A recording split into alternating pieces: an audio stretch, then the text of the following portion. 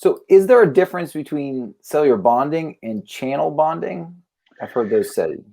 Yeah, there can be. Sometimes the terms are used a little loosely, but specifically with the term cellular bonding, in my mind, refers to the use of this technology in broadcast industry. So it implies that what we're sending is video and audio, and Gotcha. and algorithms like ours take into account that it's video and audio we're sending, right? So they're generally one way. They've got a return channel component of it that I was just describing, but for the most part, the big amount of data is only going one direction.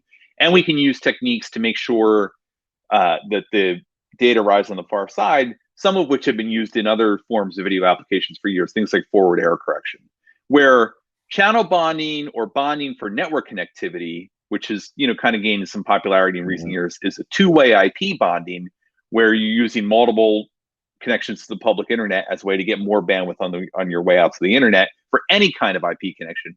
Checking your email, watching YouTube, uploading a big file back to the home office, that kind of thing.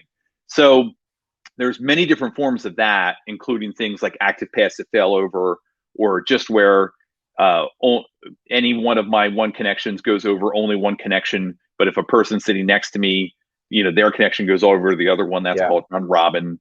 So there's some techniques there that work if my goal is to have the classic examples like the branch office, a branch bank office that's connected back to the main office, and it doesn't matter if my ISP suddenly goes down, we're still connected, so I can still do business. That's a very different, while they seem sort of similar on the very highest level, it's a very different implementation of the technology at the lowest level, where ours is very specific to video and audio delivery. So it's a little different. You wouldn't you generally don't often turn around and use something meant for that kind of branch office connectivity as a way to say, I want to reliably get video and audio back.